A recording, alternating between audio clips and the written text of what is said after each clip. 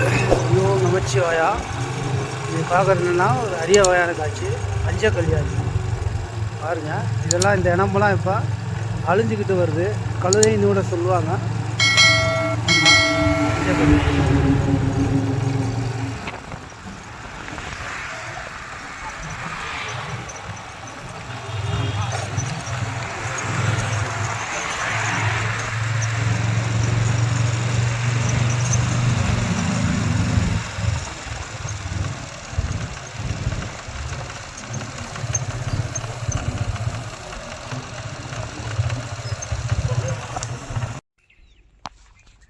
ஹரி ஓம் நமச்சிவாயம்.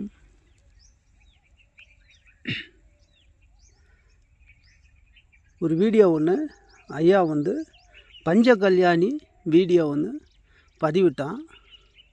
ஆமாம், அந்த பதிவு சம்மந்தமாக தான். என்னான்னு பார்த்தீங்கன்னா, உங்கள் ஐயானால் அந்த பஞ்ச கல்யாணி வீடியோ வந்து கொஞ்சம்தான் எடுக்க முடிஞ்சிச்சு. ஆமாம், அதனால் வந்து முழுமையாக வந்து பஞ்ச கல்யாணி அப்படின்னா என்ன, பஞ்ச கல்யாணினா என்ன, அப்போ அவங்க யார், அவங்க பேர் என்ன அப்படின்ட்டு தான் உங்கள் ஐயா வந்து இந்த ஒரு இந்த ரெக்கார்டு பதிவை வந்து அதில் வந்து உங்களுக்கு என்ன கனெக்ட் பண்ணுறேன். சரிங்களா ஐயா? அதனால் வந்து இது வந்து முழுமையாக வந்து பஞ்ச கல்யாணினா யார், இந்த பேருக்கும் இந்த பஞ்ச கல்யாணிக்கு என்ன சம்பந்தம், ஏன் இந்த பஞ்ச கல்யாணிக்கு இந்த பஞ்ச கல்யாணின்னு வந்தது அப்படின்ட்டு தான் இன்றைக்கு பார்க்குறோம். பஞ்ச கல்யாணி சொல்லுவாங்க, கழுதைன்னு கூட சொல்லுவாங்க. அவங்கெல்லாம் வந்து கழுதைன்னு சொல்கிறக்கே வந்து நம்ம வாய் வந்து கூசும். ஆமாம், அவ்வளோ வந்து நேர்மையானவங்க, உண்மையானவங்க, நல்லா உழைக்கிறவங்க. அது சொல்லுவாங்க பாரு, கழுதை மாதிரி உழைக்கிறான்டா, செமக்கிறான்டா, பொதி செமக்கிறான், கழுதை மாதிரி பொதி செமக்கிறான். ஆமாம், செமந்தே அவனுடைய வாழ்க்கையை முடித்தான்டா அப்படின்னு வந்து சொல்லுவாங்க. ஆமாம், ஆனால் வந்து நம்ம கழுதைன்ட்டு அதை அழைக்கிறத விட அவங்கள ஒரு தெய்வமாகவும் வந்து நம்ம வந்து நினச்சி அழைக்கலாம். பஞ்ச கல்யாணி அப்படின்ட்டு வந்து அவங்களுக்கு வந்து தெய்வீக பேர் இருக்குது. அவங்க ஒரு தெய்வீக அம்சம்தான் அவங்க வந்து.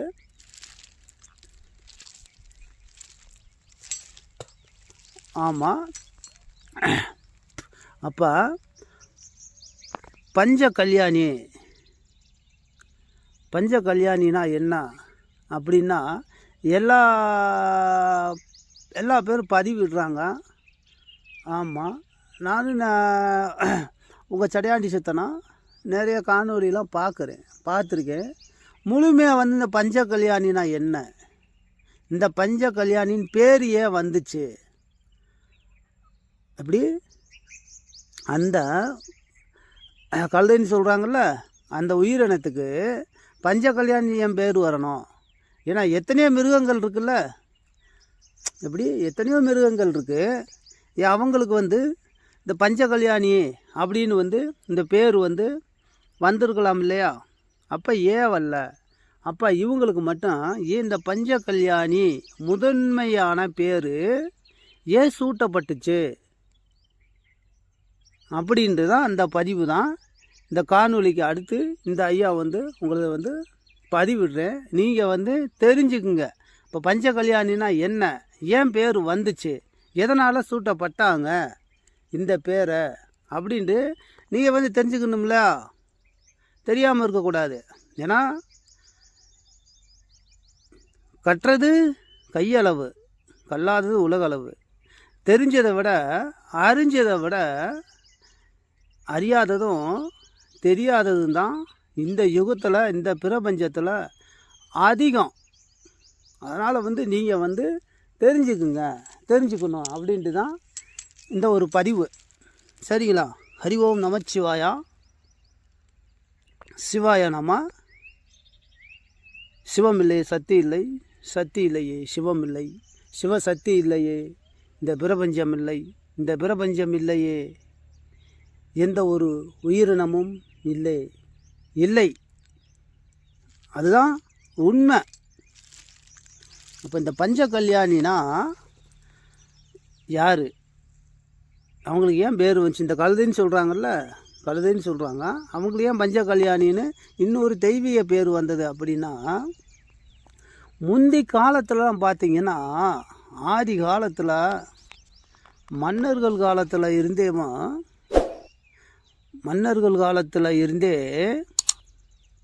அப்போ பார்த்திங்கன்னா ரொம்ப பஞ்சம் பட்டினி அதான் அதிகம். ஆமாம், பஞ்ச பட்டினிகள் வந்து அதிகமாக இருக்கும். அப்போ ஒரு இடத்துல இருந்து ஒரு பொருளை வந்து ஒரு பக்கம் கொண்டு வரணும், சுமந்து கொண்டு வரணும், மாற்றணும் அப்படின்னு வேலைக்காகவும் மனிதன் வந்து ஒரு வேலையை அவன் செய்ய முடியாது. இப்போ இந்த பஞ்ச கல்யாணி செய்கிற வேலையை, அந்த சுமையை சுமக்கிற வேலையை மனிதன் செய்ய முடியாது. ஆமாம், அனைத்து மனிதனுடைய வேலைகளுக்குமே வந்து அந்த பஞ்ச கல்யாணி வந்து பயன்படுத்தினாங்க. எவ்வளோ சுமைகள் வச்சாலுமோ அசராமல் போகும், சிங்க மாதிரி போகும். 100 கிலோமீட்ரு 200 கிலோமீட்ரு கூட அந்த பொதிகளை சுமந்துக்கிட்டு, அந்த மூட்டை முடிச்சுகளை சுமந்துக்கிட்டு கம்பீரமாக போகும். ஆமாம், அவ்வளோ ஒரு நடைத்திறமை உள்ள அந்த வாயில்லா ஜீவன் பஞ்ச கல்யாணி என்ற கழுதை. ஆமாம், சரிங்களா? அப்போ எவ்வளோ பஞ்ச பட்டினி வந்தாலும், அது சோறு உண்ணில்லைனாலும் ஒரு பஞ்சத்தில் கூட அது உயிர் தாக்கு பிடிக்கும். உயிர் வந்து தாக்கு பிடிப்பாங்க. ஒரு நீர் ஆதாரம், ஒரு உணவு, ஒரு புல் பூடு இது உண்ணாத பட்சத்தில் கூட அவங்க வந்து தாக்கு பிடிப்பாங்க. எவ்வளோ பஞ்சத்துலையும் வந்து பார்த்திங்கனாக்கா அவங்க தாக்கு பிடிப்பாங்க. அது இல்லாமல் எத்தனையோ வந்து மனிதனுக்கு பார்த்திங்கன்னா பஞ்சம் வந்துச்சு. அப்போ வந்து அந்த 16 செல்வங்களும் இழந்து நிற்கும் போது 16 செல்வங்களும் இழந்து நிற்கும் போது அந்த பஞ்சம், அதுதான் பஞ்சம். எப்படி ஒரு மனிதன் வந்து 16 செல்வம், உணவு, இருப்பிடம், எப்படி உணவு இருப்பிடம், இந்த மாதிரி இதில் வந்து 16 செல்வமும் எல்லாமே அடங்கும். பொண்ணு, பொருள், துணி, மணி, சொத்து, சுகம், நட்டு, பூட்டு எல்லாமே வந்து அதில் வந்து அமைஞ்சிடும். அந்த 16 செல்வத்தில் நோய் நொடி எல்லாமே வந்து அந்த 16 செல்வம்னாவே அதில் எல்லாமே வந்து அதில் தான் அடக்கம். ஆமாம், அது எல்லாமே சிவனுள்ள தான் அடக்கம். அது எல்லாம் 16 செல்வமும் சிவசக்திக்குள்ளதே அடக்கம். அந்த சிவசக்தியிலேயும் அந்த 16 செல்வமும் இல்லை. இந்த உயிரை இல்லாத போது அந்த 16 செல்வம் எப்படி வரும்? சரிங்களா? அப்போ வந்து அவங்கள வந்து இப்போ வந்து சொல்லுவாங்க, நம்ம ஏதோ ஒரு நல்ல காரியம், சுப காரியம் அப்படின்னு போகும்போது அவங்க வந்து பார்த்திங்கனாக்கா எப்படி சொல்கிறதுனா கூச்சல் இடுவாங்க. கூச்சல்னால் கத்துவாங்க. கூச்சல் இடுவாங்க, கத்துவாங்க. அது ஒரு நல்ல சகனம். இப்போ நம்ம கெவிலியில் எங்கேயா வெளியில் போகிற கெவிலி கேட்குறோம், உத்தரவு கேட்குறோம். ஆமாம், அதுபோல் வந்து நல்ல சகனம். பரவாயில்ல, பஞ்ச கல்யாணி அம்மா, பஞ்ச கல்யாணியை காப்பா, கழுதை கத்துது, நல்ல சவனம், போகிற இடம் அருமையாக இருக்குது, வெற்றி கிடைக்கும், போகிற காரியம் ஜெயமாகும், விருத்தியாகும், நல்லா இருக்கும் அப்படின்னு வந்து அது வந்து நம்புகிறாங்க. ஆனால் அது உண்மை தான், சத்திய உண்மை. அதில் எந்த ஒரு கருத்து வேறுபாடு கிடையாது. சரிங்களா? அது ஒரு தெய்வீக வாகனம் பஞ்ச கல்யாணி. ஆமாம், தோஷங்கள்லாம் இருக்கும். அதாவது எந்த ஒரு தோஷமாக இருந்தாலும் சரி, அவங்களுக்கு வந்து உரிய பரிகாரங்கள் வந்து அவங்கள வச்சு, இப்போ நம்ம பூஜை பண்ணுறோம்ல, பூஜையெல்லாம் வந்து மனையில் எல்லாத்துலேயும் வந்து நம்ம பூஜை பண்ணுறோம். ஒரு ஆலயங்களில் இதெல்லாம் ஒரு பூஜை பண்ணுறோம். அந்த மாதிரி தான் அது வந்து இருந்துச்சு. பஞ்சகல்யாணி பூஜை வந்து இருந்துச்சு. அப்போ அவங்களுக்கு பூஜை முறைகளை வந்து சரியாக செய்யும் போது எல்லா பிரச்சனைகளும் மனிதனுக்கு வந்து நிவர்த்தி ஆச்சு. ஆனால் இப்போ வந்து பார்த்திங்கன்னா அந்த இனமெல்லாம் வந்து காலப்போக்கில் அழிஞ்சு போச்சு. எங்கேயோ 1-2 தான் இருக்குது. உங்கள் ஐயாவே நான் ஒரு வேலையை வந்து பயணிச்சுட்டு இருந்தேன். பயணத்தில் இருக்கும்போது எனக்கு கண்ணுக்கு தட்டுப்பட்டுச்சு. ஆமாம், நீங்கள் இதை தெரிஞ்சுக்கணும் அப்படின்றதுக்காக கொஞ்சம்தான் வீடியோ எடுக்க முடிஞ்சிச்சு. அதுக்கு மேலே வந்து வீடியோ எடுக்க முடியல. ஆமாம், அதனால தான் அவங்களாம் யார் என்னத்துக்கு பயனாக இருந்தாங்க அப்படின்ற ஒரு வீடியோ ரெக்கார்டு பதிவில் வந்து உங்களுக்கு வந்து அந்த வீடியோவுக்கு தொடர்ச்சியாக நான் வந்து உங்கள் ஐயா சடையாண்டி சித்தை போடுறேன். அதே போல் எத்தனை சுமையில் வச்சாலும் சரி, ஒரு 100 கிலோ, 200 கிலோ, 300 கிலோ, 500 கிலோ, இப்படி 500 கிலோ மூட்டையை கூட 500 கிலோ மூட்டையை கூட அசால்ட்டாக வந்து சுமந்து போவாங்க. ஆமாம், அந்த காலத்தில் அப்போல்லாம் பார்த்தீங்கன்னாக்கா, இப்போ மலை பிரதேசங்கள்லாம் வந்து பயன்படுத்தினாங்க. மலை பிரதேசங்கள்லாம் பயன்படுத்தினா இந்த மூட்டை முடிச்சு இறக்க, இந்த காய்கறி, ஆமாம், இந்த பலாப்பழம், லெமனு, விறகுகள், அனைத்து மனிதனுடைய அத்தியாவசிய தேவைக்கும் வந்து பார்த்திங்கன்னா அதை பயன்படுத்தினாங்க. பஞ்சகல்யாணி என்ற கழுதையுமோ குதிரைகளையுமோ பயன்படுத்தி அவங்களுடைய தேவையை வந்து ஒரு இடத்துல இருந்து இன்னொரு இடத்துக்கு வந்து இந்த பொருட்களை கொண்டு போகிறதுக்கு பயன்படுத்திக்கிட்டாங்க. அசால்ட்டாக 500 கிலோ இடையெல்லாம் வந்து சுமக்கும். அதேமாதிரி பார்த்திங்கன்னா அப்போல்லாம் வந்து இந்த வெளுக்கிறவங்க இருக்காங்க ஐயா, அவங்கெல்லாம் பார்த்திங்கனாக்கா அப்போ வந்து வெளுக்கிறதுக்கு ஆற்றுக்கு போகும்போது துணிமணிகளை கட்டி மூட்டையில் கட்டி அது மேலே போட்டு விட்டு அது வாட்டுக்கு இருக்கிற இடத்துக்கு அதான் போயிடும். நம்ம வந்து அதை பற்றிட்டு போகணும், அதை ஓட்டிகிட்டு போகணும்னு அவசியம் இல்லை. அது நம்ம இருக்கிற இடத்துக்கு அந்த ஆற்றுக்கோ கம்மாவுக்கோ அதை கூட்டிகிட்டு போய் அந்த இடத்த போய் இலக்க போய் சேர்ந்துருவாங்க. ஆமாம், அப்போ அவங்க வந்து அந்த துணிமணிகளை வாஷ் பண்ணி அலசி துவைச்சி அந்த அழுக்கெல்லாம் நீக்கி மீண்டும் அந்த ஈரத்தோடு புழிஞ்சு கட்டி அது மேலே வந்து வச்சுருவாங்க. அது அவங்களுடைய இருக்கிற இடத்துக்கு கொண்டு வந்து சேர்க்கும். அதை பொதின்னு சொல்லுவாங்க. பொதி சுமக்கிறது அதை தான் பொதி சுமக்குது அப்படின்னு சொல்லுவாங்க. அதுக்கு பேர் தான் பொதி சுமக்கிறது. அதுக்கு வந்து பயன்படுத்தினாங்க. எல்லாமே வந்து பார்த்திங்கன்னா மனிதன் வந்து இந்த பஞ்சகல்யாணியை வந்து பயன்படுத்திக்கிட்டாங்க.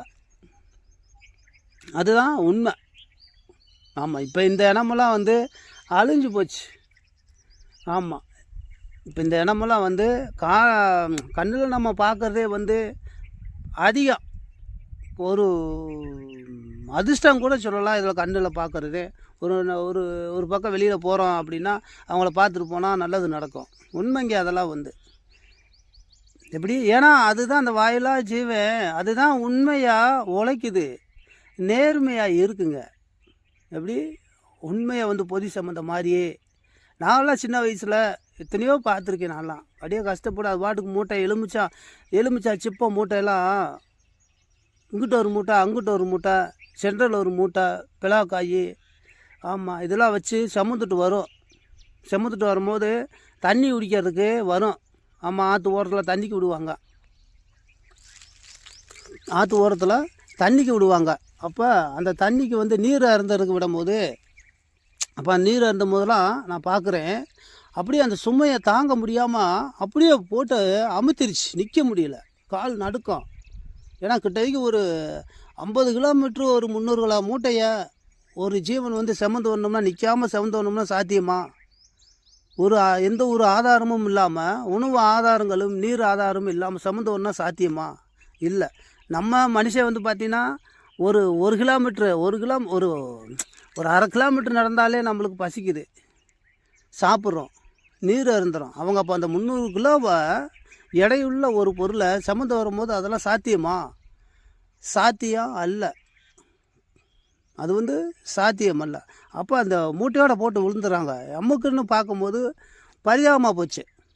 அப்போ டக்குன்னு ஓடி போய் அந்த கயிற்றை அவுத்து விட்டு அதை தூக்கி விட்டு அப்படி நின்றுச்சு. அப்படி நின்ற பிறகு அடுத்து நீர் அருந்தது. தண்ணியை குடிக்குது. தண்ணியை குடித்த உடனே அப்படியே பார்க்குது. அது கூட நம்மளுக்கு ஒரு முடியாத நேரத்தில் உதவி செஞ்சானே அப்படின்ட்டு வந்து நம்ம தலை தூக்கி வந்து பார்க்குது. அது கூட அதாவது வாயிலா ஜீவனுக்கு தாங்க அறிவுகள் ஜாஸ்தி, மனிதனுக்கெல்லாம் கம்மிங்க. செய்கிற நன்றியை மறந்துடுவான். இப்படி செய்கிற நன்றியை மறந்துடுவான். ஒருத்தனுக்கு உதவி செஞ்சினாக்க அவன் உனக்கு திருப்பி நல்லது செய்ய மாட்டேன், உனக்கு வினையாத்தான் நிற்பான். மனுஷனுடைய கோணம் அது. ஆமாம், இயல்பு தன்மை. சரிங்களா? ஆமாம். அதே போல் இந்த பஞ்ச கல்யாணி என்ற கழுதை அவங்களுடைய